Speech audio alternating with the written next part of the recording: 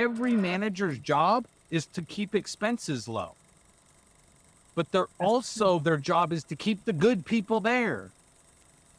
So if their job is to keep the good people there, the good people have to communicate what they want.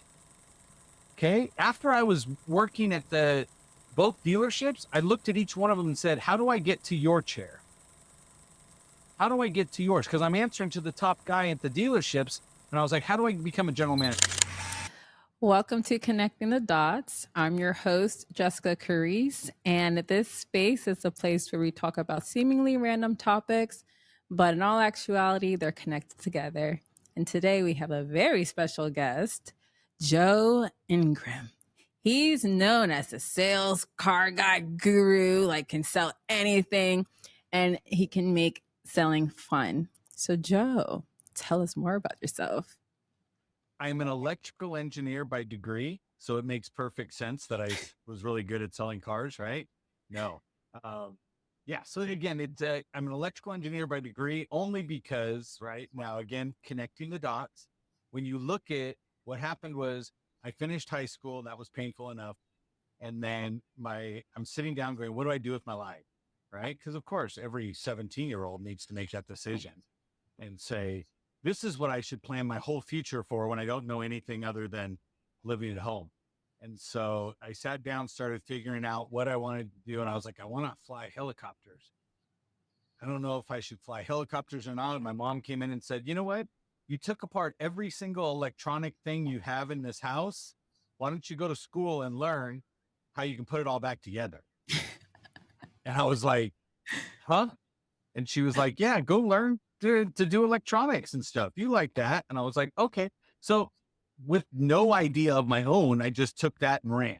And so I was like, okay, went and looked, ended up becoming an electrical engineer and going into aerospace manufacturing, where it was completely painful to sit with a bunch of quiet nerds and do work. And so it just echoed every other experience in my life, which was, Joe, can you sit down and just be normal? Right. And my whole philosophy from growing up is that never be normal. Normal people get normal paychecks. So it was one of those things that I couldn't do, but I didn't understand that it was just how my brain was wired that I couldn't do it. But I was like, they could go sit down and do your work. I'm like, I finished all my work. I'm helping other people with their work and stuff. They're like, do it quietly. And I'm like, how's that possible? Yeah. And so growing up in my family, there was no such thing as quiet. So it didn't work as well as I thought it would. That's how I ended up starting out, was going through being in trouble all through high school. Let's be real. ADHD. I thought I'd be thinner, but no, the HD is just, for my mind. But it's always been something where I catch on real quick. I can see where we're going with things. And I think ADHD is a superpower compared to, everybody says it's a learning disability, but I think you just catch concepts quicker and get bored. And so. Wait, do I have ADHD then? You probably do. You probably do. Right. Every time I listen to an ADHD book, right, I just found one it's called ADHD is Awesome. And it's written by so the author has it and his wife is on it. And it's an Audible because my ears are bigger than my eyes. So I have to be audible. And I was like, I need this. And I'm listening to it. And it's from her side as a non-ADHD person living with an ADHD person. And I was just like, that is so great. And listening to the two sides of what's going on. And then I looked at my bride now and I was like, I think you have ADHD more so than I do. And she's like, what? I'm like, you've never put your keys down in the same spot ever. Right. And it's like, and that's one of those things. And I'm like, well, I've learned in life how to cheat code on the ADHD. So if you look, like, this will be happening off the screen. All right. I will be twirling my pen over here on the side. I just do it above a pad of paper. So if I drop it, it doesn't make all the noise. But I learned that in high school, which was, my brain has already said, I understand where the teacher's going with it. I understand this conversation. And when she has to slow down for other people in the class, I become bored and I fidget. And so I learned that if I actually will do this and flip my pen through my fingers, it occupies part of my brain that wants to go off and think other topics and jump out. And it helps me to actually laser focus on it. Because ADHD is not, right, your inability to pay attention. It's you will hyper focus if it's interesting. Correct. And that's what most people don't know is that, well, you're boring. That's why people lose interest. So, yeah, I'm just going to say it the way it is, everybody. We get edited out later. We go, man, we just went off the deep No, end on that one. we're gonna keep it all in there. Yeah, That's what gotta makes it keep it. fun. And please jump in and go, Joe, shut up. Because ADHD will let me talk the whole entire time. Okay. It's so funny because I'm not really the type to like interrupt people. Yeah, you need to. I do, right? Joe will ramble. So how did you go from you said like airplane manufacturing It was aerospace, which is aerospace, actually satellites. satellite. So companies that are contracted by the government to do that. So how'd you go from that into sales? So I went from there. So I was there for 10 years. I got promoted really quickly just because my inability to sit still and not, just do the same thing over and over again. I learned everybody else's job that was around me that was in there. So I was in one manufacturing division. And so I learned what everybody did. Then every time the government change happens, right? It's about every 2 years, you either have local or you have federal, right? Everything goes on hold and then they lay everybody off. And so my department of 30 went down to 3. And I was one of the 3 and I had only been there like 2 years. Oh, wow. But it's because I had learned everybody else's job that they were like, wow, if we keep him, we can still function as we go on. And so at that point, I ended up getting moved into management after the checkbook got released again and we got to hire people back. So the manager left and I became the manager because I knew what everybody did in the department. So I could hold everybody accountable. So I was responsible at the age of 22 for millions of dollars of budget, about 80 to 90 employees. We were working 24 hours a day, 7 days a week. And I did this for a span of 8 more years past that first 2 years. Wow. So I was there for a total of 10 years. And then it got really difficult with every couple of years laying off your team and then calling them back after a 5, 6, 7 month break saying, do you guys want to come back? Right. And that was always so painful. And so I said, I'm going to go look for another job. So I went out and I found a job at a criminal defense law firm. Okay. So of course, let's start connecting dots, people. None of these dots make sense. Okay. It's like I went to a different page on the Connect the Dots book that we're looking at. So answered an ad for a criminal defense law firm down in Santa Monica, California. And I was like, okay, I'm going to go interview. They scheduled 7 interviews that day. And every interview was a minimum of 2 people, if not 3 people in this interview. So it was a span of a whole day and there was a whole bunch of people coming in. And how big was the law firm? The law firm itself was, so it was criminal defense. They were in 2 states when I got there. So they had probably about 75 employees total. And then they wanted someone to run their internal call center and appointment scheduling thing. And that's what I answered, even though there was nothing in my actual, my tool bag said nothing was there, right, on my resume. But I got in there, went through all of them, and then got to the very last interview, which was the owner and his wife. And they were sitting there, we're talking, going back and forth. And the owner says, look, Joe, so far you made it to us. That's a really good sign. And I was like, okay, great. And he says, well, now here's another thing. He goes, if we do a really good job here, the public hates us. And I was like, what are you talking? He's like, we're criminal defense. If we do a good job, we get people out of jail time. We get people out of doing what they're supposed to be doing. And I remember looking at him and saying to him, I'm morally and ethically challenged. Just show me money. And he looked at me, started laughing. He was like, really? And I was like, I don't care what we do. Are we making money or are we not? Now I live 53 miles away from this office. And so I was like, oh, and that's hella bad in LA. So I was like, okay. And then they said, yes, they sent me an offer letter like 2 days later. They're like, everybody loved you. We want you to come in, run this internal division of ours, which I had nothing as far as call center experience to leverage.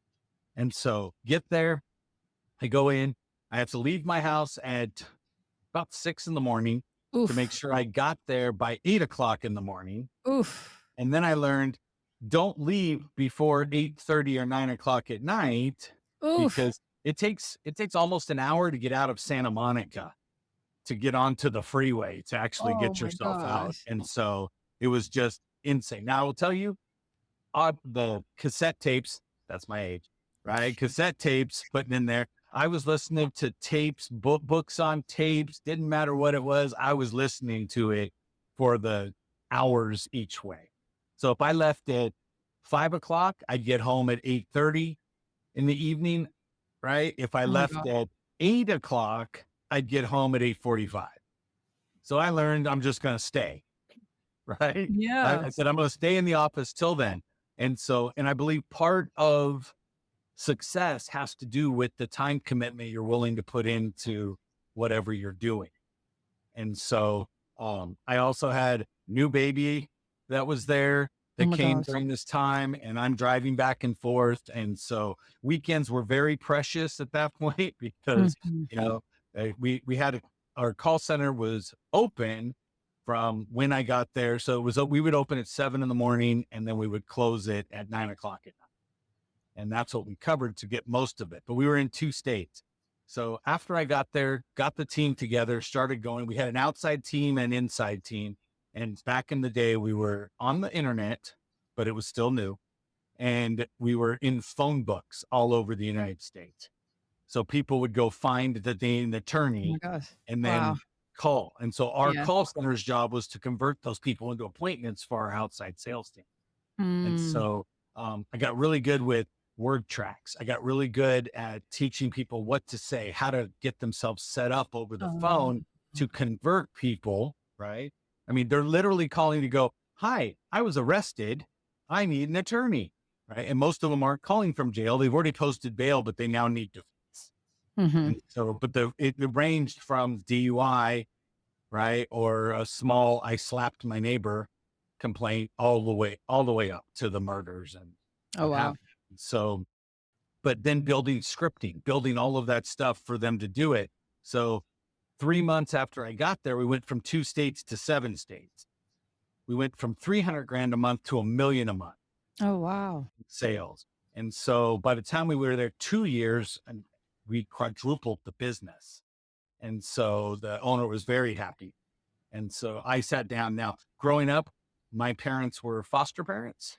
Okay. So my brother and I always say I'll write a book that's called The Real Kids in the Foster Home. So my brother and I were the real kids. And then my mom said, I want to open up the doors to foster children. Mhm. So, I had over 20 little sisters come through Oh out wow. as the pit stop and go or pit stop and stay kind of thing. Wow. So, but it taught me as early on in the early adolescent ages and stuff to hate people. Because Why? why do kids end up in foster care Yeah. from Yeah. some pretty bad adults Yeah, yeah, on the yeah. other side, right? Mhm. So, and it's relevant because I can connect those dots, right? The first child that ever came into our home was a little girl. My mom specified only girls, right, between the age of 0 and 4 years old. Mhm. So, and there was a reason for that, but I didn't know what it was. I was like 10, 11 years old, but she specified that. She made the comment, I already have my boys, so now I need girls. And so my brother and I took that as a slap in the face. So we were like, what? We not good enough? What is this? Right? All Mhm. that'll come back and haunt us later in our life as we're adults. But we went through this, and the first child that came in, she came in and she had been physically abused Mm. and taken from her mother. Mm. And so at 8 months old, she had two fractured ribs. She had broken blood vessels in her eyes. She had two skull fractures within a month prior to them taking her out of the house, and her arm was in a cast. And so this little 8 month old baby comes into our house, and this is and the state says, don't fall in love with them. You're just there to provide them, a safe place to live and to grow up. And you're like, yeah, don't fall in love with the child in your house. How's that possible? Wow. Right. And so I had my little sister, and so we watched her grow up. Then mom got visitations, right? Mom would come to visitation, and this child that was genuinely pretty happy for having a cast, right, had been through the ringer. But every time mom would leave a visitation, she would wake up in the middle of the night screaming in her crib, just screaming, screaming, and not know where she was. And so again, I'm 11. I'm in my bedroom. I hear the baby screaming, right? My mom would get up, go in, pick her up, could not console her because she didn't know where she was. And then all of a sudden my door would open, and I have this jumping thing to this day that when the door opens in your bedroom, right, you're jumping out of bed going, what's going on? Because she had to open up every door in the house and show the baby that she was not where she was dreaming she was. And so she would open the door and she'd go, and there's Joey. And this is Joey's room. And she would go down and she's like, there's daddy's room there. And she would show all these different rooms. She'd go all the way through. So hit my brother's room, hit the foster sisters, had a giant room in our house that they all slept together. So she'd show each one of them sleeping and then go downstairs. Right. And we had a 120-pound German Shepherd that would be in our backyard. And that Shepherd knew to go stand by the door. Right after the first week, she knew, oh, we got to go out there so my mom can come in, open the door, show her the dog. Right, the dog would lick her hand. She'd still be hysterically screaming and crying during that. And then my mom would go upstairs, hand her to my dad, and then my door would open again, and my dad would be going, look, there's Joey. So, look, there's Mickey. There's, Tawny, Desi, and would name off everybody in the house, go back downstairs and go see our dog name was Conan. And so, and go, and there's Conan, boom, boom. He'd come upstairs and it was my turn. And then I would take my screaming new sister and walk through and show her everywhere until she could get to the point. And usually by the time mom took over after that, she was back to the Wow. and so then she could actually breathe and go through. And so, Oh, and I wow. remember going through that, and again, 20 little sisters and hearing all of these horrible stories.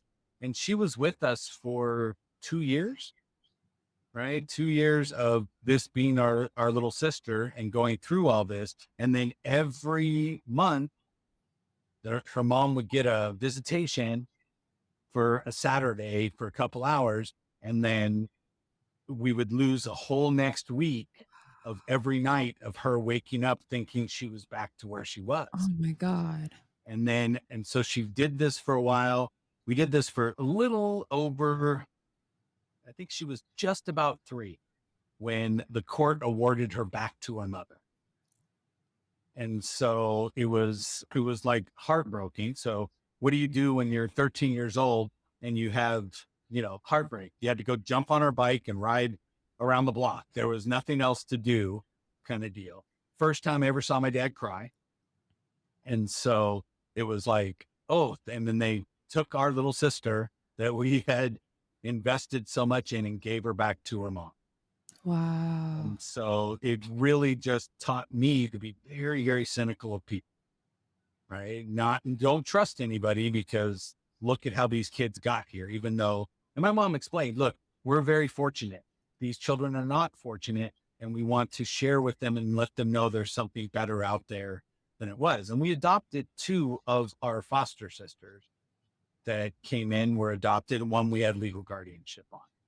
And so we got the family, and she went back destroyed us for a while, but we still had our other sisters, right? We still have to function.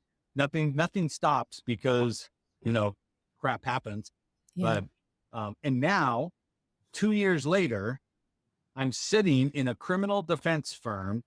I'm with my team. It's 9 o'clock at night, and a person who is in jail calls to say he wants to talk to his attorney in Ohio.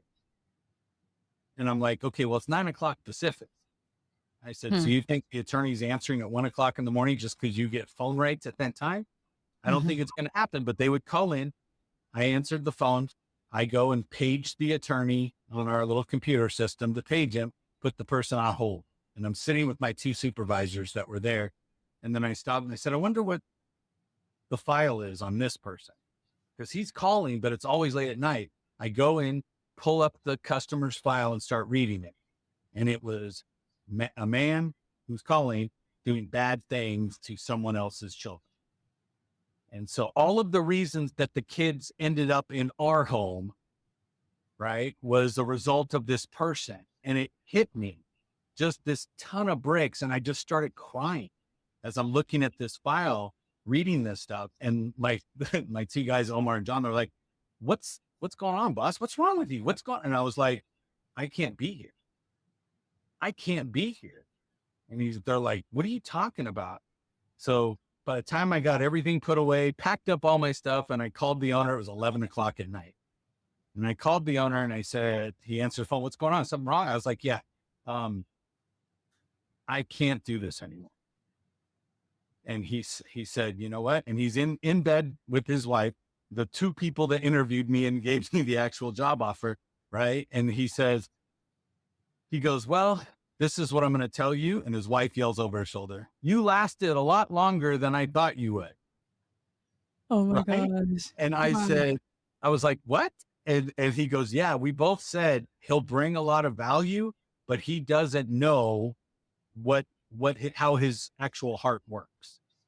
And so they were like, nope. He goes, when you told me you're morally and ethically challenged, just show you money. And I said, and he was like, yeah. And he goes, we knew that would wear off because that Mm. was just, the persona you had developed, but it wasn't the real you. Hmm. And they said, and the wife goes, look, we love you. We appreciate everything you've done for this company over the last 2.5 years. She's like, I mean, it's unbelievable what you've accomplished here. And no hard feelings. We understand. And I was Yeah. like, fantastic. Okay, thanks. And then jumped in the car and drove home not to do that. But I realized I was helping the people that put the children into our home when I was a kid. Yeah.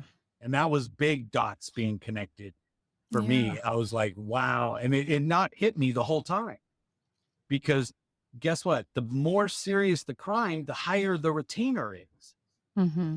Right. And so looking at it in the sales mindset, I was like, hey, if somebody calls in with a really bad situation, we're like, yeah, money, big money. We're going to hit goals this month. We're going to go through and do this. And so I had never associated it to reality. Yeah. Right. And that's where a lot of people fail on the sales side, is to say it's a human being on the other side.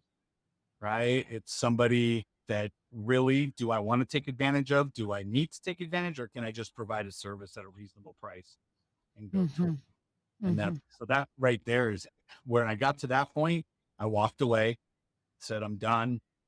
And then I started looking for a job, and I found a job with Automotive. So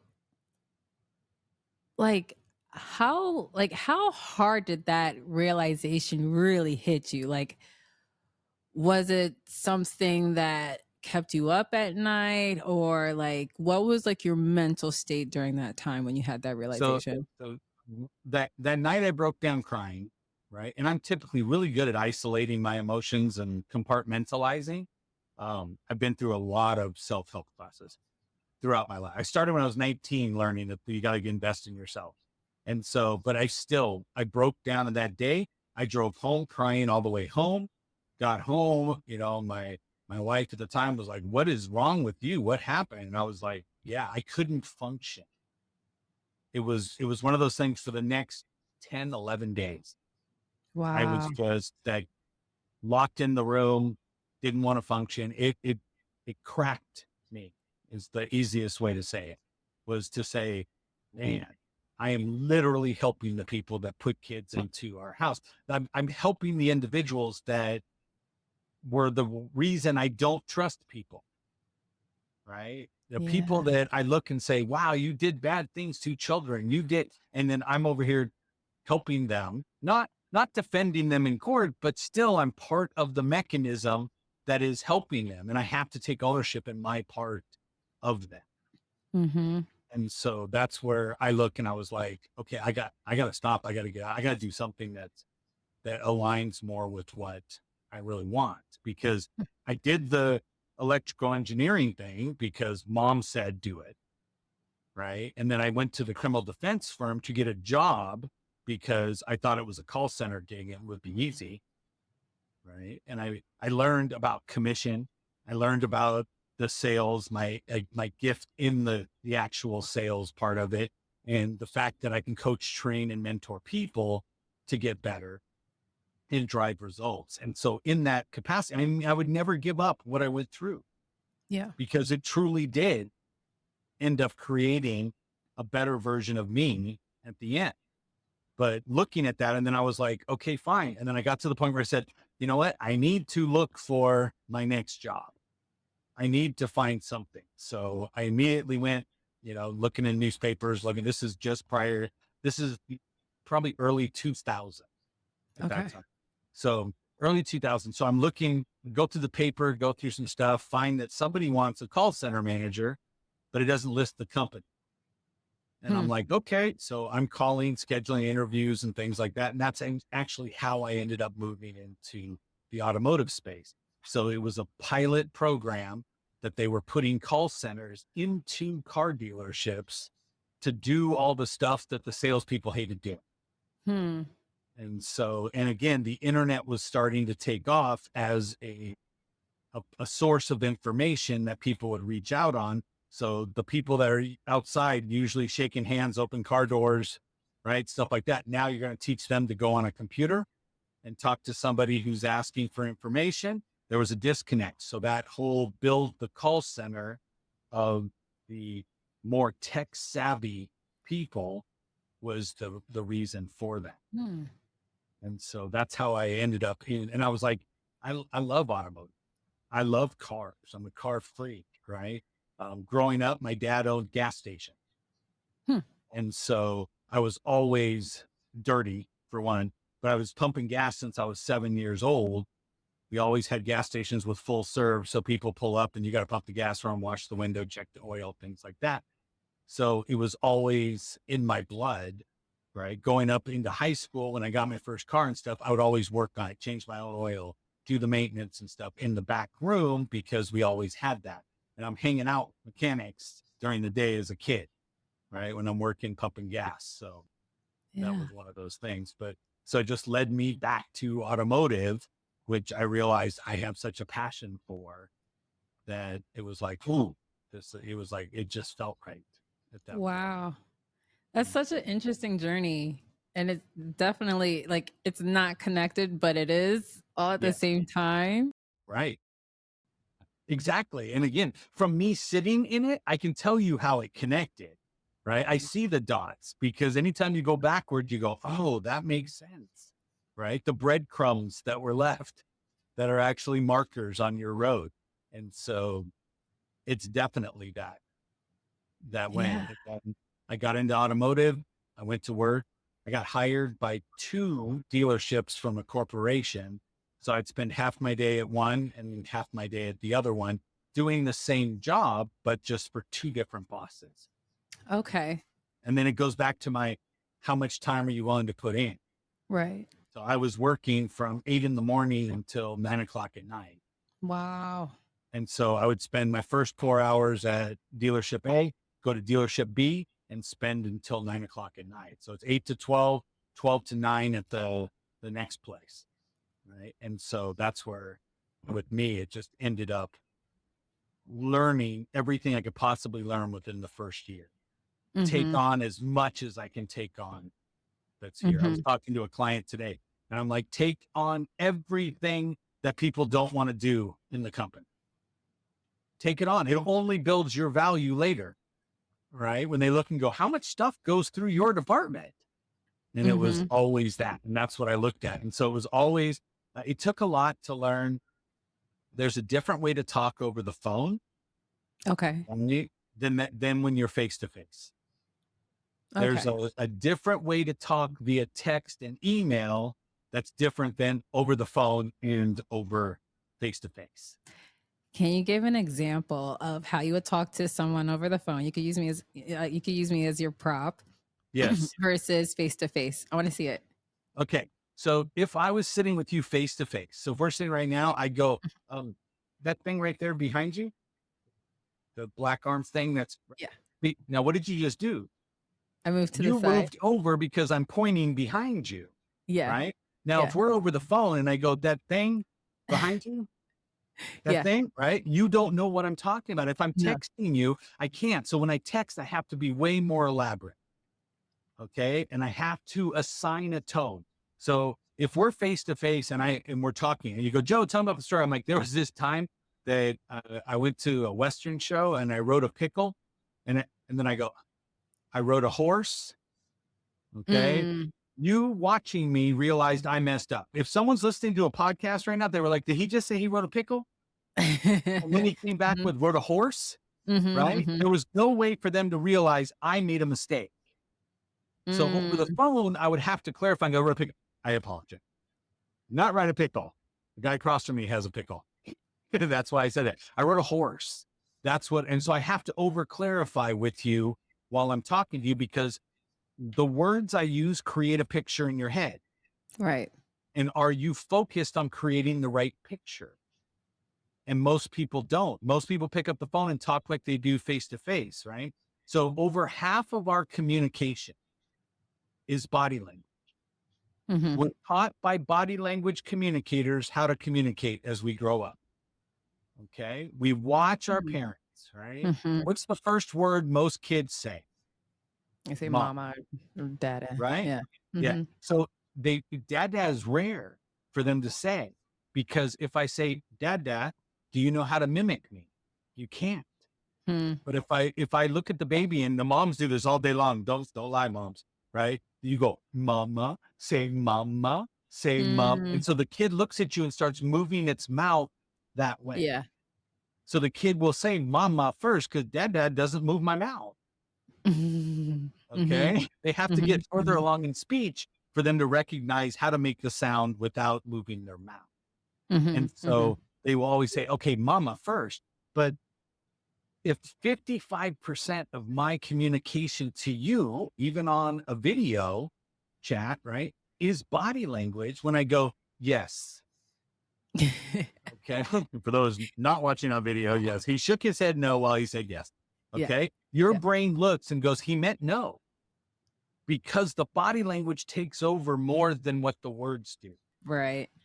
Okay. Right. You go, well, you meant no. And it's like, how do you know what I meant? Yeah. Okay. But it's opposite, but our brain picks up on it. The body language is actually what communicates most of it, over half. And when we pick up the telephone, what do we lose? We lose the body language. You lose the body language, which is over half of your ability to communicate as a human being. Yeah. Okay? But then you listen for tonality though. Tonality is the 38%. Tone and inflection is 38% of the communication on face-to-face, and words are 7%. They hardly matter at all, okay, when we're face-to-face. Yeah. So when we pick up the phone, it shifts to 80-20. It's 80% how you sound, okay, and 20% the words. And most people go, great, as long as I sound happy, I'm good.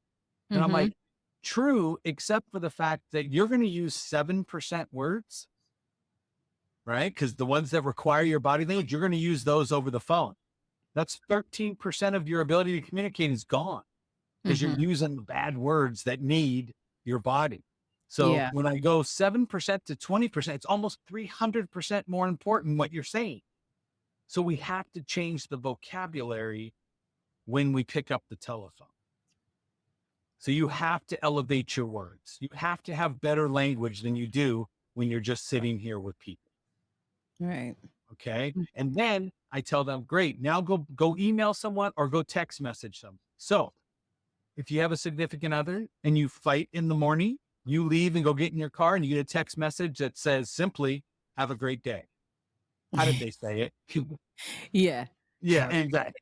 Yeah. Yeah. Yeah, Yeah. look at that. You're Yeah. on me. You add the tone. So the person reading gets to add the tonality to whatever is there. So if I'm having a bad day and you text me, right, that says, Mm. what happened with the invite, right? Yeah. I hear it with attitude. Yeah. What you may have been going, what happened with the invite thing, Yeah. right? And you text Mhm. over what happened with the invite. And so I read it as, what happened with the invite? And it's Yeah. You like, put your projection on it. Yeah. Yeah. yeah. And I'm like, what the heck? So you got to change your actual verbiage depending upon what the situation. But I teach people, let's make it so that our text or email, like I would literally email you and go, Jessica, please read the following in the tone in which I intended, which is to be helpful, right? And compassionate. Mhm. And then I list off what I want to say. So if I do that, you can't read it as bad because I've already framed it for you. Yeah. So then you have to stop and go, okay, this is compassionate and helpful, right? Even Yeah. if you're in a bad mood, but you have Yeah. to do that. But if I'm face to face, I wouldn't look at you and go, please, right?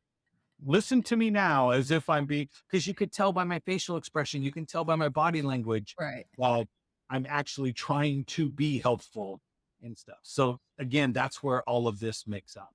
Tone and inflection is a huge thing, but when you get to email and text, it's 100% the words you use. And if you use the same words that are 7%, right, then you realize why your email communications don't work. Mhm. Right? You're using 7% words when 100% word is needed. So you Yeah. go, hey, I sent off an email blast. I know with 7% words, that's why 93%, failed. Mhm. If you're using the wrong vocabulary for the medium in which you're in. And so I love training on phones. I tell everybody I look just like Brad Pitt over the phone. Right? Because I can increase my vocabulary. I can deliver a message that sounds so great. And I can adapt to whoever the person is on the other side of the phone much easier than if I had to sit in front of them. Mm. Look, Mhm. yeah, you look kind of crazy if you're trying to change your personality to match somebody else until you get good at it. But that's what I love. And so Mhm. learning that and learning how much fun the phone is, right, was always a great. And So, so, where did your passion of loving the phone start to really develop? Was it while you're at the criminal defense yeah. place, or? Mm. Yeah, Mhm. criminal defense place. I had to dive into again. I'm still a nerd. Remember, right? I'm still got that. I can build a spreadsheet thing. So I was always tracking call to appointment, right? Appointment to show Ah. to converted sold. So I kept track of it, and so then I'd be like, okay, I'm going to try a different script, and I'll grab one person whose tonality is there, and then I would go grab that person and say, try saying this thing, and develop a script. Let's practice it, shall we? Let's practice it, right? So, like, if I answer the telephone, to me, what do most people say in a business situation? They answer the phone, ABC company, right? How can I help you? Mhm. Okay. It's the same thing that's said to you when you go into a department store. When you Right. go into anything that's there, somebody walks in and goes, how can I help you? What do you say? I'm just looking, Yes. right? Leave me alone. Don't Yes. pressure me. I don't want to be sold anything, Yes. right? Even if Yes. you don't know what you're looking for to get there, you're like, I know what I want, but I don't know where it is. You don't want to ask. Yes. Yes. Okay. Yes. Now, women, you ask better than we do as men, but I'll go hunt and find rather Yeah. than ask for help. Okay. But if you answer the phone and say, how can I help you? That means you're saying, I'm the only person that you need to talk to about your situation. Mm. So I go into companies and the receptionist says, how can I help you? Your job's not to help people. Your job is to direct a call, answer the phone. Otherwise, you get stuck in storyland. Mhm. Right? And the customer goes, let me tell you what happened. And then Okay. they go on this story. Now the phone keeps ringing and you're stuck listening to this person. Then you go, let me transfer you to this department because that's the department you need. And then you Right. send it there. And then they complain about you because, well, why did I just tell that other person my whole story? Now I got to Right. tell you again. Right. And so set it up for success. So my answer was always listen to your language. It was, thank you for calling ABC, right? This is Joe speaking. How may I direct your call? Is what the receptionist should ask, because she's not here to listen to your story. Her job is to get you to the department you need. So Mm-hmm. if they go, oh, I'm having an issue with this, they're like, my pleasure to connect you to customer service. Boom, get them off your phone. Don't sit there. So changing the verbiage mattered. And so somebody calls into your company, you don't say, how can I help you? If you pay attention, excuse me, every time you say, how can I help you? The person has to pause on the other end. They have to pause and evaluate what you sound like to see if they believe you can help them. So Mm-hmm. again, all it does is slow down your phone call. So I Okay. answer the phone. If you called me, I'd say, thank you for calling my company name. This is Joe speaking. I'm happy to help you. Right. And I'm telling you, I'm happy to help you because I'm the one that's going to help you. Right. So if I'm reception, it wouldn't be. But if I'm an actual person, if somebody calls my sales line, I'm going to say, this is Joe speaking. I'm happy to help you because I want you to know I'm the expert. I'm the one that's happy. And when I tell you I'm happy to help you, it triggers an endorphin in your head that says, I made him happy. Right. But it still allows me to keep the authority in the phone call. When I say, how can I help you? Who did I just give the power to? Yeah. That other person on the phone. So now when I try to go, let's go set an appointment for you. Let's go do this. And I want to take the power back. They're like, whoa, whoa, whoa, stay in your lane. Yeah. Okay. So if you go to a restaurant and the waitress walks by your table and goes, hi, hon, I'm going to go put in these orders. I'll be right back to get yours, and walks away. And the busboy is busting off the table next to you, throws his bucket down next to your table and goes, okay, what do you guys want to order? Right. I'm not Yeah. giving them the order. Yeah. No. You're like, whoa, Yeah. just jump stations there. Yeah. Right. Yeah. I want to be the person. If it's going to come to me, I want to be the one, but I'm happy to help you. And I'm the one holding the authority. And over the phone, it's so much easier for you to believe in yourself than it is face to face. Mm-hmm. When you're face to face, how someone dressed, right? What snooty little face they put on for the conversation, right? Because it's physical face to face, they can intimidate you physically, Right. right? Not trying to be bullies, but they can represent themselves as a higher status than you are, which makes it difficult. Over the phone, I don't know what you look like. I don't know who you are, right? It's an even playing field. So to me, I'm just going to go get on the phone. I'm going to listen for keywords that you say, use it back on you, and go back in that direction. And because of my love for the phone, right, in these call center gigs, I was like, wow, this is easy. So my answer was, give me every phone call that you can't get an appointment with. And my value Mm. increased all over the place. And then the answer was, okay, you need to be responsible for this other department's phone calls too. So then I had to pick up more people to come into my department, and I had to handle the service department and the sales department. Then it was like, oh, because you're so good at emails and doing all this stuff, set up a process for our advertising so it's not so Oh difficult wow. as it is for these other people. So then I put an advertising person in my office and I started managing it. And they're like, our team over here is really bad with all the service vehicles that they loan out to customers and stuff like that. Why don't you take on that too? And so it was like, okay, now my team is actually out helping customers when they bring their car in for maintenance to get them a service vehicle to go back out. And it was like, okay. And then the internet explodes. My whole team has to answer thousands of internet inquiries every month. So the verbiage had to be perfect in the emails, right? And nowadays it's text, right? You got to do texting. 93% of all text messages are read within 5 minutes. So anytime you think you need to reach somebody, text message is what you have to do. But the truth of the matter is, if I called you, it meant more. Okay. So again, if you look, you and I did the same thing, right? I said, hey, this is it. Boom, let's have a conversation. Let's talk. Let's do the face-to-face thing. Can't do it. That'll be at a later time. So we went from text, phone call to face-to-face. Right. But over the phone, I look like Brad Pitt, so it's much easier. So I have a question, right? Yes. So basically, you join a company, they see your value, they give you more responsibilities. How did you maintain your attitude during that time? And the reason why I ask this question is because nowadays you see a lot of, let's say, complaints on social media about how people feel like they're just getting taken advantage of instead of feeling valued, that people look at them highly for the more responsibility. Yeah. Okay. So here's the key for everybody listening that says I'm being taken advantage of. That's because you haven't had the conversation with your management of where you want to go.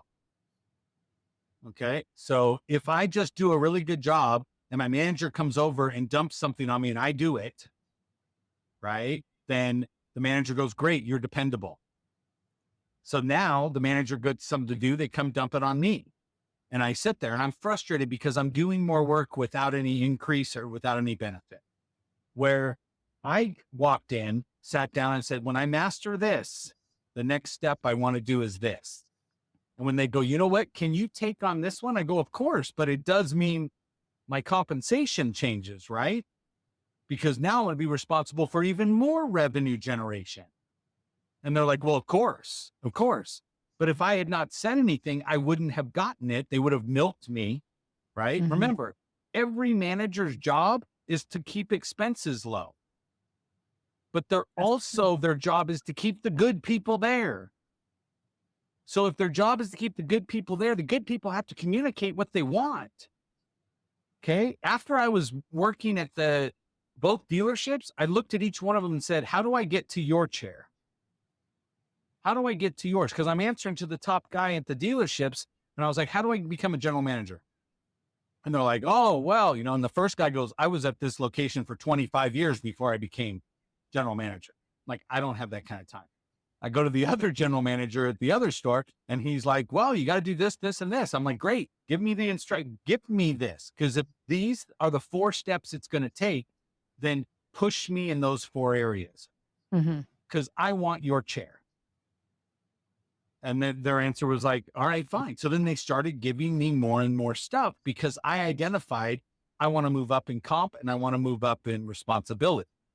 But I also understand responsibility comes before the comp. Yeah, that's the tricky thing. And that's the part that hurts most people. Yeah. Don't they tell you, right? And how many Instagram memes have you seen that, the quote comes out there, dress for the position you want. Right. And then, but if you stop and go, no, the position I want wears stuff out of my budget. And you're like, then you'll never be considered for that budget, for that actual job, or that's what you want. You'll never be considered for it because you don't look it. You don't look like someone's out of place of where they're at now. Yeah. Right. And as somebody who outperformed the people that had been there for years, I became the obvious choice. So how long would you get the extra responsibility prior to compensation or title or benefits changing? Maybe what I would do is get the responsibility and prove it that I could do it. Then we would have a compensation conversation. So if they gave me something and I knocked it out the park in 3 weeks, we were having a conversation in 3 weeks. Sometimes it took me 3 months to get that running to the way it was. And then I went back and said, look, you gave me this 90 days ago. Here's where we're at. So let's talk about what I just increased in output and value, right, for you to increase in my comp. Yeah. But it's not about being afraid to have that conversation. That's what keeps most people small. If I'm going to go complain to everybody else, it's because I was not strong enough to have that conversation. Because if you were, you would go look for another job if you had a manager that was not hearing you, right? Go someplace where they recognize that and aren't just trying to take advantage of people. I'll admit there's some companies out there, the job is turn and burn, just take advantage of people. But it's everything in your life determines on your ability to communicate to another human. That is true. And most people won't invest in themselves to communicate better. That is true. That is true. That's very true. You know, the thing with communication, it's hard to evaluate when like I'm the problem. Mm-hmm. Like, how do you know? Like, what are the indicators to show that you need to improve your communication, that you're not communicating effectively? You find yourself having to repeat things to people that are sitting across from you or people that you're dealing with. If you have to repeat your side of certain things, right? Now, one thing I always implemented was what I call the feedback loop. So periodically I'll talk and I'll go, and I'm not putting you on the spot. I'll be like, Jessica, what did you just hear me say? Right. And now you would give me back what your filters allowed into your head. So it could be, right, if I look like that 5th grade teacher you had that used to throw whiteboard pins at you while you were in class to tell you to stop talking, you have a filter up in front of you right now. Go, I don't want to listen to this dude. I don't want to listen. We don't know what everyone's predetermined biases are because it's all based off of everybody's life. It's based on every situation you've gone through. So if I stop and I go, oh, and I'll do this periodically. What was I talking about? Right? I'll go, brain fade moment. What were we talking about? And then if you can't give it back to me, I know you weren't listening anyway. And then I take the responsibility. I go, so I wasn't able to speak Jessica's language. Okay. And if I own the communication between you and I, ultimately that means you have a better experience because I own it. So I own if you don't understand what I'm saying. And I go back and instead of me, how many times have we heard this from a boss or somebody else going, I don't know how many more times I have to explain it to you. Mm-hmm. Right. And you sit back and go, but I don't get it. And then their answer is, let me make it your problem. Yes, I've experienced that. Okay. I don't do that. My answer is, it is my issue. I'm at cause. Okay. Because if I'm at cause, I can change anything in my life. So if I own the communication between you and I, so I watch for your head to nod up and down. Okay. As we talk back and forth, I look, if I say something, do you smile? Do you not? Because if you just stare at me and I said something halfway funny, I thought, and you don't laugh, right? Then I sit back and go, okay, not speaking her language, speaking mine. Yeah.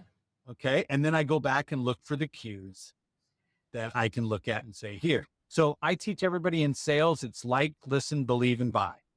That's your 4 steps.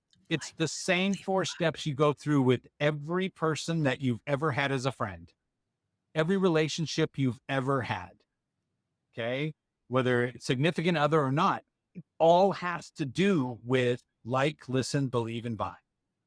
Like, listen, believe, and buy. Okay. So stop and think. Somebody walks in the room. If they look like someone you hate, if they look like your ex that did you dirty, right? Do you like that person on the introduction? No, you already don't like them, which means they have to overcome that hurdle. Mm-hmm. Okay. So, but if you look across the room, see someone who reminds you of someone you like, then an introduction becomes easier. So if there's something about you I like, okay, if I said, wow, amazing smile, okay, me acknowledging your smile gives you the ability to feel an endorphin and actually makes you like me more. Okay, back and forth. So compliments go a great way if they're legit, right? Yeah. I mean, if you were bald and I said, great hair, right? You would say, it doesn't make any sense. He's making it up. Don't go fake on people, right? Yeah. But if I genuinely give you a compliment, then boom, the endorphins hit, Okay. I see the reaction on your side, which means it trips the endorphin on my side and helps us to like. Mm-hmm. Okay. When we get to like, then we listen to the other person more. And as I listen to you say something, and as you're talking, in my gut, it'll either resonate as true or not. As you're talking, and I'll be like, oh, yeah, yeah, that makes sense. So then I start to like you more, and we bounce between like and listen, like and listen, like and listen. And once we've said enough things that they look and go, yeah, I believe this person. I believe what they say, even if I believe it's just what you believe. Okay. We get to like, listen, and believe, which means I don't have to filter what you say anymore. Mm-hmm. I believe you. Mm-hmm. Okay. So like, listen, believe. Now I can buy in to what you're talking about in an argument, in a conversation. I can buy into your side of the story. I can buy a product or service from you, or I can move forward in a relationship of either friendship or beyond.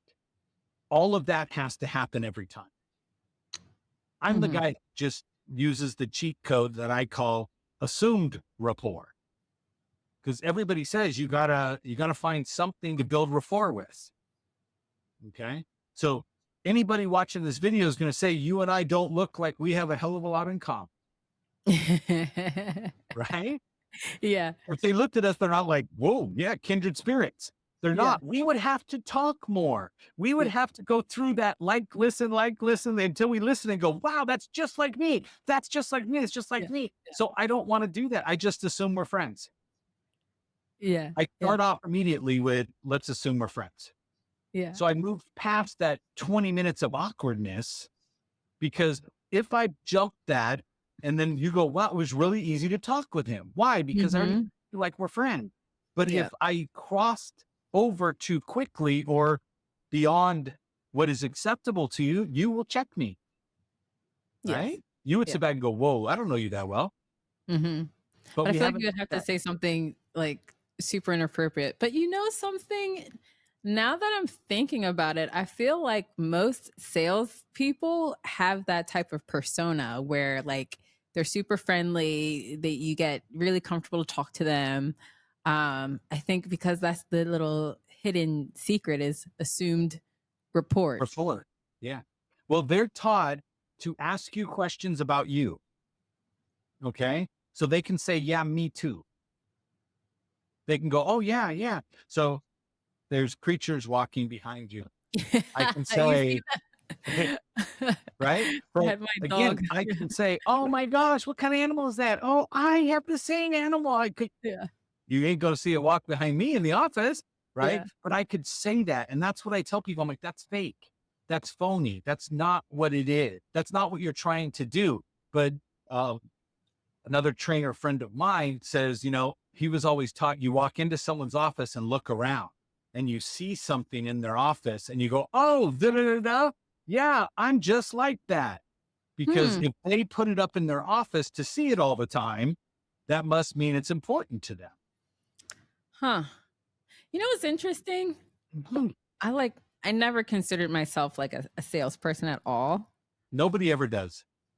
but I always ask the other person questions, Mhm.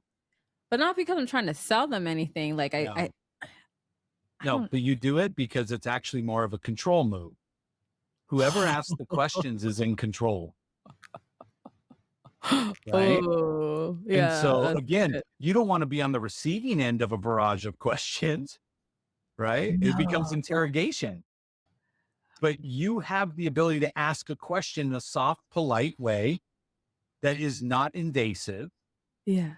Okay. Hence the show, right? Why would it be Mhm. naturally and instinctual for you to build the show? Because you can draw things out of people that most people couldn't because they don't have your approach. And Yeah. so utilizing that. But again, once you do that, my favorite topic is me. And you're asking questions about me. Yeah. That's every person you run into. So Yeah. it's actually a huge control factor for you to ask them questions. Interesting. I never thought about it like that because, like, the root of my questioning is I'm just genuinely curious, Mhm. just genuinely curious about other people's life journeys and just some of the things they've gone through. And at the same time, when I hear their answers, it helps me to kind of reprocess things I've been through in my life and look at it in a different lens. So it's kind of like hearing your story helps me. Right.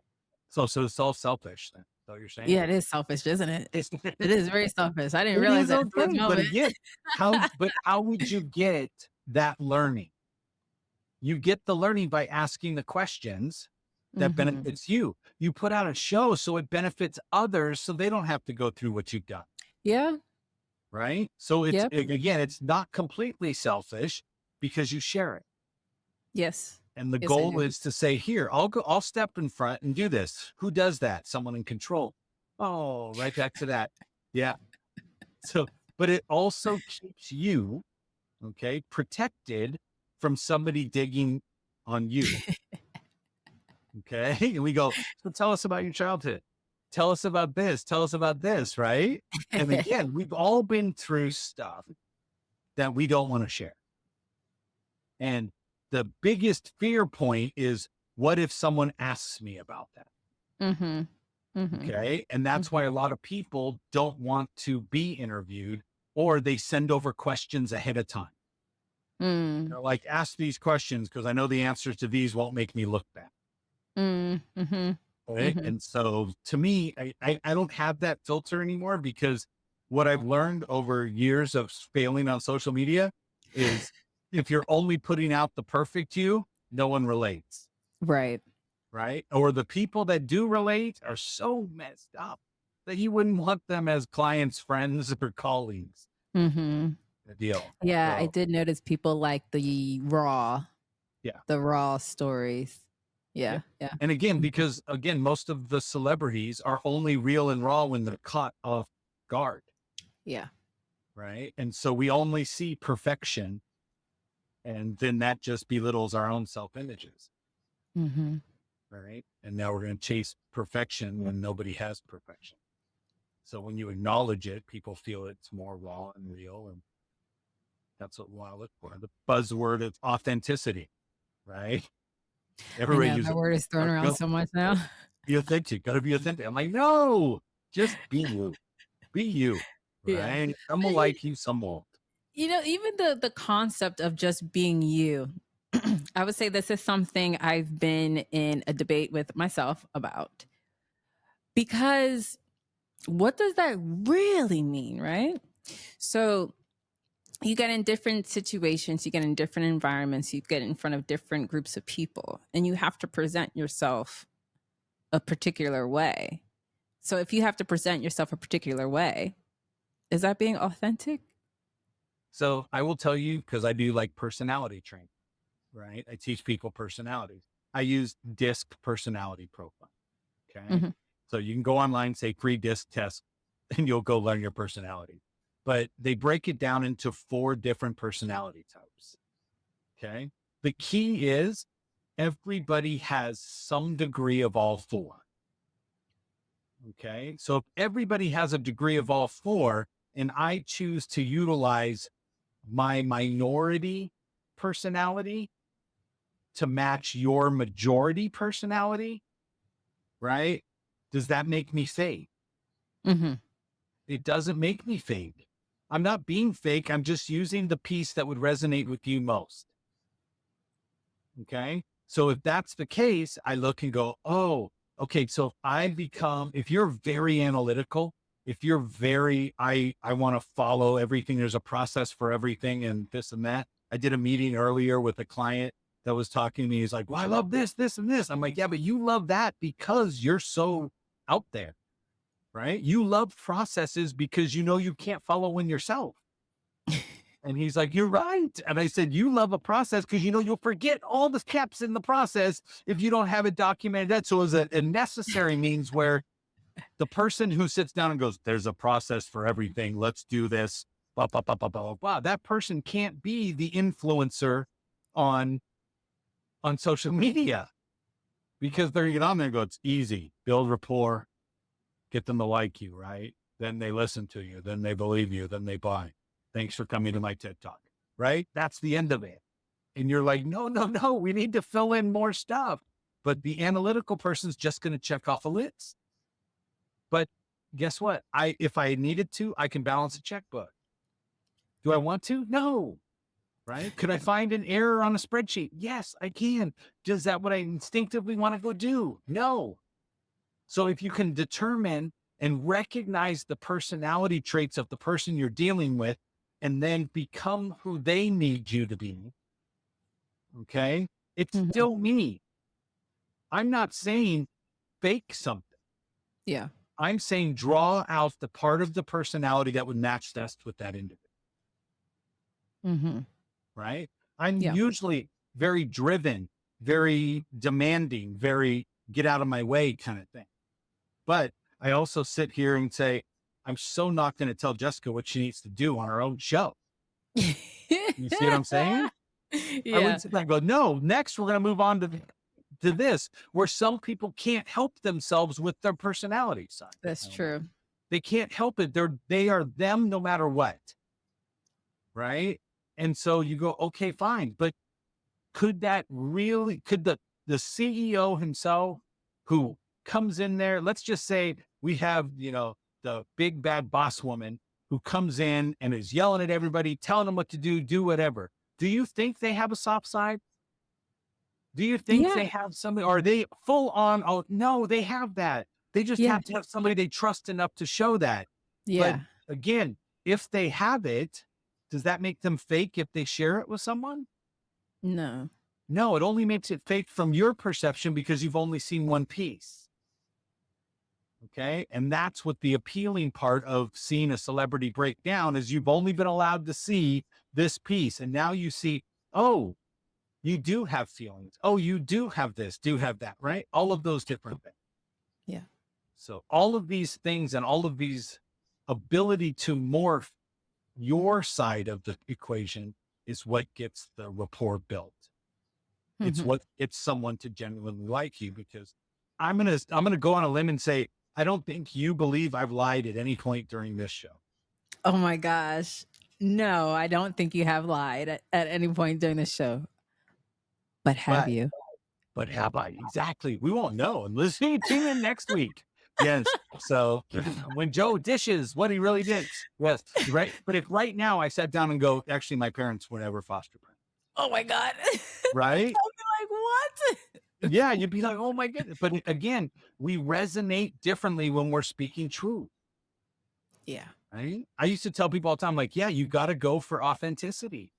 I said, as soon as you can fake that, the world's your oyster. You take it all. Yeah. But again, all I'm saying is that I could adapt my personality to whoever I'm dealing with at the time. So if I have someone who is less than dynamic, someone who's more of, I'd rather be behind the scenes kind of individual, I could take that part of me that doesn't need to be up on stage, right? And step back into that part of me to resonate with that individual.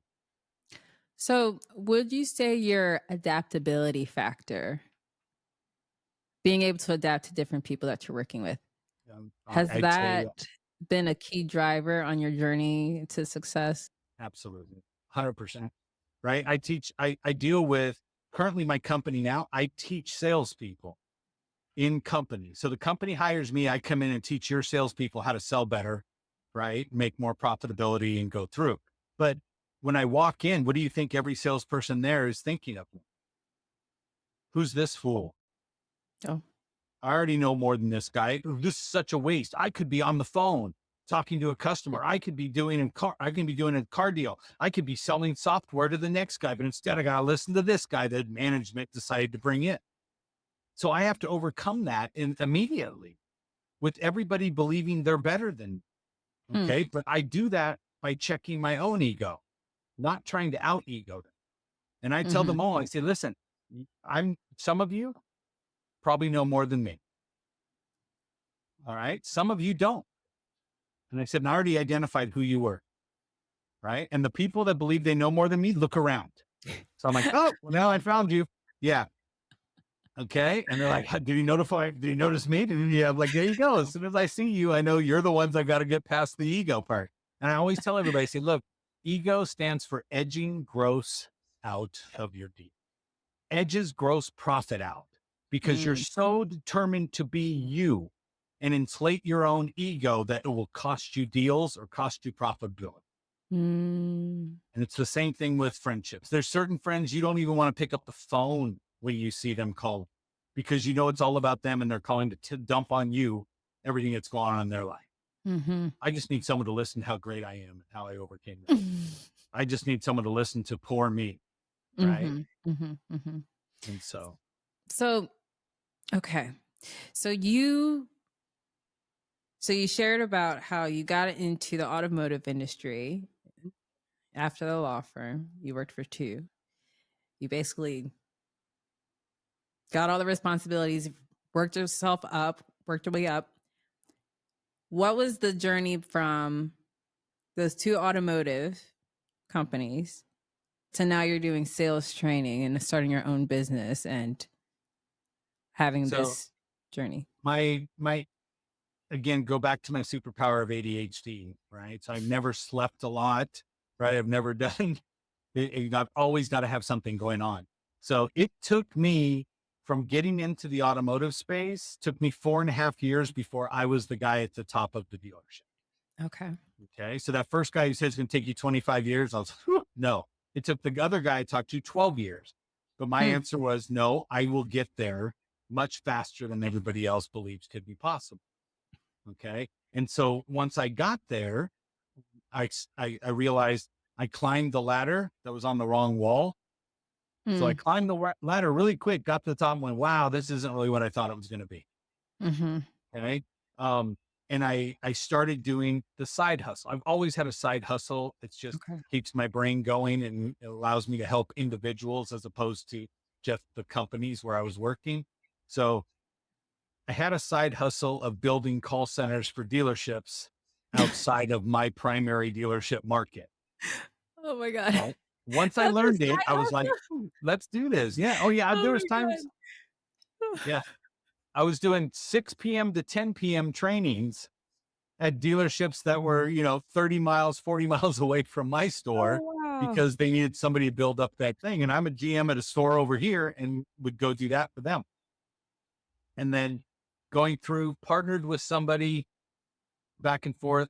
So for the last 24 years, I have been in the automotive space, either in a dealership and running the dealership, or I was working for a vendor that supports the dealership, like a Mm. customer relation management tool, right? Or a training arm, stuff like that.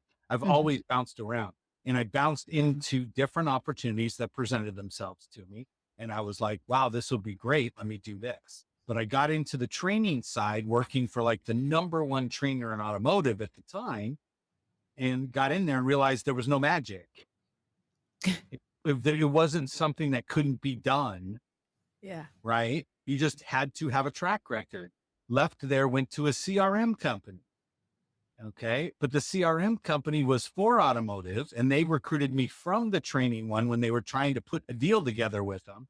So I went with this CRM company, go over as VP of sales, and I outsold their whole sales team and fired the whole sales team and outsold them myself over the phone. Oh. Right. And I took a company that had been around for 4 years, not turning a profit, and made them profitable within 6 months of me being hired. And then they turn around and sold themselves because the venture capital firm that was funding the money was like, no, no, no, get rid of this thing. It's been losing us money forever. Now it's worth something. Sell it to a competitor. Yeah. So they sold it to a competitor. Then I ended up without a job because I'm VP of sales of a company just got bought by a bigger company. Mm-hmm. So I was like, okay, great. Went back to a dealership, started messing internet sales, started playing with that, right? Go back and forth, then go work for a software company recruits me out of it, but it's a CRM software company other than the other one. And I'm like, Mm-hmm. wow, okay, let me go work at this company. So I go to the software sales, we set records, we do all this stuff. And I'm just like, okay, so sales, I enjoy. I like it. I like teaching people sales more so. What I look for is that spark that hits in their eye when you tell them something and you know you changed them forever. I Mm. changed some kind of identity shift within that individual. So I always got that. but limited to the companies where I worked. Right. Okay. So that was what I was chasing. So if I get to the point where my whole team is trained and everybody's firing on all 8 cylinders and everything's working, I get bored. And that's why I started my side hustles, was because I'm bored. Now I need to get in front of a new audience. I need to get in front of people that I can change, click, and do that and see Mm. that. That's what I look for. And so I go and I'm working for a company. They have 3 dealerships. They put me at the corporate level. They want me to help them. I find out that they're trying to sell the company without telling any of us. Oh. So they're like, you need to do this. You need to make sure they do this, do this. And I'm just like, I hear through my connections through the business that they're trying to sell the company. Mm. So I go take my vehicle in for service, walk into the general manager's office of another dealership, and the guy's on the phone, but he has an all glass door in his office. So I just look over, wave, and he goes, hold on. And he's on the phone. He reaches over, grabs a Post-it note, turns the Post-it note around. It's my name. It says, called Joe Ingram. Like that. And he's like, so don't leave, whatever. Then I come back. He goes, hey, I'm buying the dealership across the street. And it's of the same brand that you are kicking butt at over there with this company. And I was like, yeah. And he's like, so can you come over here? I want to hire you to be the GM. I go, good thing is they're selling that, those 3. And he's like, what? I'm like, oh yeah, they're in talks already and stuff. And he was like, will you come work over here with me? I was like, sure. So we set it up. I came on board with him. They sold the 3 stores, made their money and left. And then I came on board with him and I built a dealership on Post-it notes on a window in an office at this dealership, that because we hadn't taken over the one yet that was there. So I walked in, called my crew, people came over, we built it up, and I had stopped doing the side hustle because when I'm taking over a brand new store, I need to focus all my attention there. So I was there, 7 days a week. I was like almost open to close every night, going through it.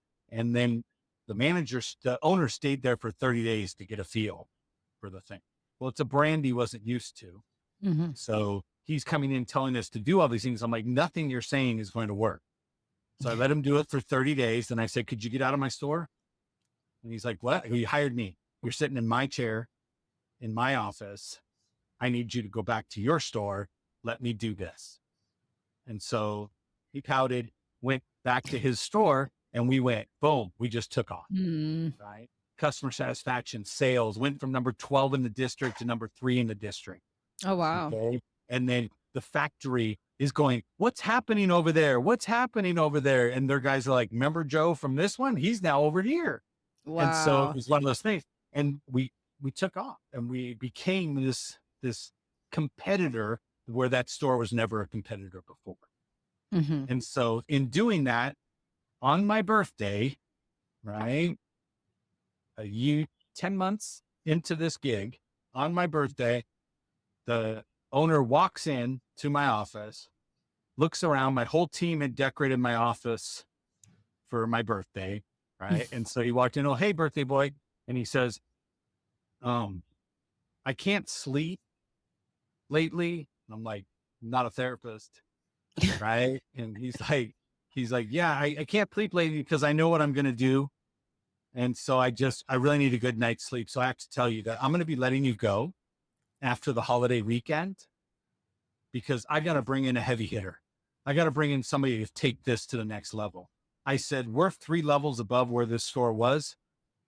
I'm on the manufacturer's happy go list with what's there. I said, they literally flew people out from Japan to come see what we're doing here. So what do you mean a heavy hitter? Right. And he's like, yeah, I got to bring in somebody who can take us to that next level and to do this. I'm like, I have broken every record that this dealership had ever had and that the factory is looking at. And so he goes, yeah, so I just wanted to let you know. So if you want, you can leave now and take your whole team. And I was like, I would never on a holiday weekend tell my team to leave so that they can't make money. That makes no sense. I said, my character won't allow me to do that. And so I will work all the way through to the end until you come over and bring me my check and stuff. And he's like, okay, great. So the holiday weekend ends on the Monday. So on Tuesday, come in early, hand your keys over to the new guy. I said, sure, I'll clean out all my office and do it. The heavy hitter was his friend that had never run a dealership, Oh right? my That God. was his friend that he wanted to give my job to because again, his answer was, it must be all set up right because it looks really easy when Joe does it. Yeah. Like, bro, I make it look easy because it's my teams, my systems, my processes, my leadership style to let people do their job. So he brought the guy in and the whole thing tanked. But Wow. I walked away. I was leaving on that Tuesday. And then I talked to my bride and said, oh, yeah, this is what he's doing. It's like, there's no way he's doing. Oh, my goodness. But she goes, just go do your own thing. Just go do your side hustle, make it a main hustle. Just go do that because you don't truly work well for other people. You accomplish it, you get bored, and then you move on. And I was like, accurate. That's true what it was.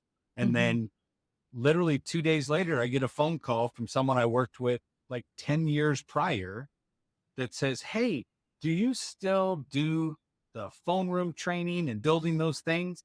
Do you still do that? And I said, as a matter of fact, I do it full time. And the guy was like, oh, great. Do you remember this manager you used to work with? And he and I hated each other. He was bad, right? We both worked in the same auto group, 2 different stores. And so he was like, yeah, well, he asked me to reach out to you. I said, he did not. There's no way he did. And Yeah. so he says, he goes, yeah, he said, he is version 2.0 of the guy you used to know. And he wanted to know if you still did this or could you refer us someone? And I said, I'll come meet. So it took Mhm. me 47 days to replace my income as a general manager with my own company. And so, and I That's haven't not looked back. bad. No, That no. is not bad at all. 47 days. That's a Yeah. record. Yeah. That's I was amazing. just again, but I think when you do what you're meant to do, right? Universe joins in. Yeah. And that's what happened. Right. So when I said, fine, I made the decision, I'm going to go do my own thing. Then all of a sudden what happened? The opportunity. And then Mm-hmm. the opportunity came. And then because I'm bitter, right? Please, nobody think that Joe's beneath this, right? Joe is so above all this act. No, it wasn't, right? If the brand that I was working for, that the owner gave my job to his friend, I went to all the competing ones, those other ones on that list of 12. I went to the other ones that were number 4 through 12. I went to them and said, hey, remember me up at number 3? They're like, yeah. I go, remember me kicking your butt? And they're like, yeah. And I said, it's 50% off my normal training rates for you. And they're like, why would you do that? I said, because I'm going to choke him out. If I make everybody else better, there's less of the pie for him to eat from. Mm-hmm. I picked up 3-4 clients that were like, well, let's go. And we did. We moved up, right? It was never a great decision for that owner. And I can say that that's definitely what it is. We're on speaking terms, but the answer is that when you look at it, it was that force push that instead of running back to the safety of what I always had, because the second he did that, all the people that worked for the manufacturers that had those other stores were talking to the owners going, hey, this guy just came available. This guy just came available. So it was easier for me to go, no, I won't come work for you, but I will train your people to be as good as my people want. Mm-hmm. Right. But so I could have taken a job. Yeah. And I could have taken that job and stayed working for other people. But again, I don't like staying in jobs because I run out of people to turn the spark on. Mm-hmm. So when I get my own company now and I go in, I have the ability to change multiple locations of people and meet people I've never would have had a chance to meet before and help them to become better people, better salespeople, and overall just good humans. Yeah. Yeah. Yeah. Oh, that's amazing. That's amazing. You know, like, so I know we've been on here. Way too long. I know. I apologize. Yeah. No, no, Go no, ahead and it's tell. fine. It's fine. Yeah. It's fine. But I want to, because your story sounds like everything. I mean, there was some challenges that took place where a guy basically gave you a gut punch and said, I'm going to bring in my friend. But were there times when you were doing all of this where you're like, I'm not sure if this is the path for me? Am I doing the right thing? Like, did you ever have those thoughts, or were you just like so focused on enjoying doing what you love, where like you were just kind of coasting? Like I want to get like what your mindset was like during that time. I'm scared out of my mind. Okay. But did it anyway. And so, what I focused on was the creating the impact. Okay. Because my confidence in my ability to do this part of it is unshakable. But I also had no advertising, nothing out there other than word of mouth. Okay. So to all of that, I was completely new, had no idea, right, how to leverage social media, how to leverage ads, how to make sure I was found right on Google. I could do it for all the companies I worked at, but I farmed it off to an SEO, SEM agency, right? Stuff like that. And I'm spending $30,000, $40,000 a month for them to do it for a dealership. And I'm sitting back going, it's me, right? It's me incorporated. That's what it is. So there is no that much money to go spend to do this. So it became very grassroots. The don't sleep, right? Sleep even less than what I typically do was because I had to increase the education. All Mm. right. I had to do it again. I would have funneled off money and followed the who, not how mentality, right? From the book, Who, Not How. Not Take familiar. what, so, okay. So, Who, Not How, Dan, I want to say Clark, but it always throws it off. When I look at it, the book is called Who, Not How. Not Okay. how. And so it's how to achieve more than what you think you should, right? How do you achieve the big stuff, right? So Dan Sullivan is Okay. the author. So Who Not How says, Jessica, take what you're good at, the stuff that brings you joy, okay, that you do without having to break a sweat. Everything else, go find someone who their joy is that task. Mm. Okay. So some people love managing social media accounts and making them grow and doing that. Do I want to do that? No. So go find someone, farm it off to them, because they will technically do it for less money because of the joy it brings them. Right. We always charge more to do things we don't like doing Mm-hmm. because we don't want to do. We want to discourage people. So I can make it cost effective and help somebody else stay in their joy. And then I'm going to go find somebody else who wants to do accounting. I want to go find, so I found trainers that want to train people because that's what brings them joy, but they had to hold a certain level in an automotive space to do it. Now I Mm-hmm. train moving companies, dentists, chiropractors, software companies, video gaming companies, right? I train all of these different industries. My trainers that I have go to automotive because that's where most of my success has been created. Mm. Okay. But I would go back and say, farm off more than what I was doing. Take the money I had coming in to pay my bills and then farm it off to somebody else instead of Mm-hmm. saying, look, I'm making money, right? I can go do something else with my money. No, the answer would be farm it off to other people, other people, other people, because the benefits would increase and leverage my time. But I managed all my own social media. I created my own ads. I created all of the graphics. I did all this. I went and taught myself all of this stuff. Okay. But to me, that was the overall, what was my biggest mistake was because when you're drowning, you grab onto whatever you can. Yeah. Right. And that's why they say never jump in the water to help a drowning person because they'll drown you trying to get themselves to up to the Yeah. top. Right. Mm-hmm. Stay in the boat and reach out for them kind of deal. And that's what I believe my mindset was. I have no choice. I have no choice. So there wasn't truly joy because it was a necessity. But when I Mm. got past the end of the task, Yeah. right? So if I'm engulfed in my task, I wasn't marketing for the next one. There was Mm. nobody out there getting me the next client. Right. Right. So all of these things I had to learn. And it just, again, it shook me to my core because these were all things I used to farm out when I was running another business that was somebody else's. Now I'm sitting back going, you know this. Why aren't you doing it this way? Right. And so But yeah, no, I was scared out of my mind more than anything.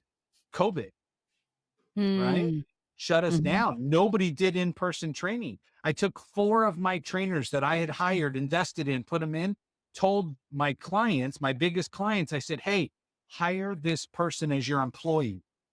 And they're like, what do you mean? I said, I've already trained them everything I have. They come and train your people. If you hire them as an employee, then you're not bringing in extra outside people against regulation. So I Mm. gave away my 4 people so that they had jobs that paid them while everybody else was shut down, and I couldn't do it. Mm. I couldn't go into people's companies because I'm an outside vendor. And the answer was no. Interesting. Yeah. Wow. So, but again, I focused on what value can I provide. Somebody reached out to me on LinkedIn, said, I've been following you for a year. I love everything that you do. And I was like, yeah. And they're like, I have 12 dealership group down in New Zealand. Well, everybody has to work from home. So they're not getting any real-time training from anybody. Can you do virtual training for us? And I was like, are we connected on LinkedIn? They're like, no. I said, then how have you been following me for a year? You never clicked like on accident? And he was like, nope. I've just been watching your messaging and going through it. I was like, wow, that's some dedication to stalking, my friend. Yeah. Yeah. So then all of a sudden I'm in my office training people in New Zealand on what I do as income. So it helped. Right. And then it opened up the whole, we can do virtual training. I Yeah. started my own weekly training show for people to join and come in because of that. But it opened my eyes, but I was literally just like, what do I do? Mhm. I have Mhm. nowhere to go, nothing to do. Wow. So, but yeah, Yeah. I'd love to say I'm strong as a rock no matter what. It ain't. It ain't. There was plenty of months I'm sitting there going, wow, the money and the end of the month don't match at the same time. Right? Mhm. For some reason, I keep Mhm. running out of money before the end of the month. So Yeah. then the answer was, what can I do? So then I learned how to publish a book on Amazon. I learned how to go on to, at the time, Clubhouse, social media, Oh, right? yeah, I remember Clubhouse. You Yes, remember that that? was a Yes. thing for a When little everybody bit. was like, yeah, I spoke on stage. I'm like, you did not. You were on Yeah. Clubhouse. That was not, Yeah. that was not a stage. Stop Yeah. acting like a Yeah. speaker. Oh my But gosh. Yeah. I went on Clubhouse. And then while I was on Clubhouse, I had Post-it notes all over my desk of all these great things people said that I wrote down. Then I stopped and I said, I met a guy and he was like, yeah, I think I'm going to put out a book a day for all of 2022. And I was like, sorry, what? Don't be A book stupid. a day. Don't be stupid. What you talking about? He goes, have you ever bought a journal? I said, yes. I said, I bought notebooks and stuff. He goes, yeah. What's inside of? I said, nothing. He goes, yep. Can you put out a book a day that has a cool cover and nothing inside it? I bet you could. And I was like, oh man. So I do. I have notebooks out there that you can get that have really funny covers on them that you can go take all the notes you want, right? A notebook with me now, right? Can you do lined paper? Yeah, you can. But while I was on Clubhouse, I was like, wow, you know what I really need to do? I said, I need one place where I can keep all of the notes that I have from all these rooms I'm sitting in for Mhm. hours a day.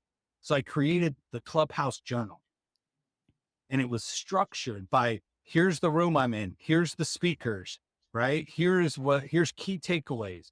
Here's what they offered, right? So now you can keep track of offers. Like if they go, hey, I'll give a free coaching session for, you can write it in certain section. Then it said, and then here is action items with dates for me to implement going through. And I created this, put it in my profile. Every time I went on stage, they read off your profile. They're like, this is Joe Ingram, a sales genius, over 1.4 at the time billion dollars in sales. And they're like, and he's the creator of the Clubhouse Journal. So then people be like, what's Clubhouse Journal? What's Clubhouse? I'm like, hey, go to Interesting. clubhousejournal.com. It would take you right to Amazon. So then I started making passive income on Amazon from these books that are out there. Then I went the next step and said, okay, how do I help other people create notebooks, journals on Amazon? So I asked a couple friends, I said, hey, I need like 5 people, jump on a Zoom with me. We're going to record it. Right. And it's going to be how to become a published Amazon author in 10 days. And I said, I want you to ask every question you have. And they did. And then I turned it into a course. So, but all of that stuff was just me not stopping. It was just looking for what's the next thing that can go through. So then I create a course. People go in. I get checks every once in a while or automatic deposits that say, hey, someone spent $99 for your course. And I'm like, okay, thanks. Right. On my desk, I have lead magnet, offers, courses, group coaching, masterminds, one-on-one. It's on this little piece of paper on my desk. And so I sit down once a week, use AI, and start coming up with options for all of these. Right now, you don't have to be a rocket scientist anymore. Yeah. Thanks to accessing, Gemini or ChatGPT or Poe or any of these other AI systems, you could go in there and have somebody teach you how to build a business. That's true. Right? That's How to true. do a lot of the stuff that most people can't do. If it's been written down and put on the internet, it's all in AI. It is. Leverage it. That's true. Yep. Wonderful. Joe, this has been amazing. If you had to give your younger self 3 pieces of advice, what would they be? Buy Apple stock. Right? That'd be easy. Yes. I would definitely tell myself, stop worrying about what other people think of you. Because I know that held me back so many. It still causes me to stop posting things today. Yes. I have to literally stop and go, remember who you are. Put that out. Put it out. Put it I would out. have never guessed because I see you like, after we got connected on some of the different platforms, I just see you like blasting stuff out. So I would have never ever guessed that ever. Yeah. I there's still so much of this where I go, like, I've only had one mastermind experience where I went into it and I said, look, guys, I only have like 2-3 friends that can handle me at full strength.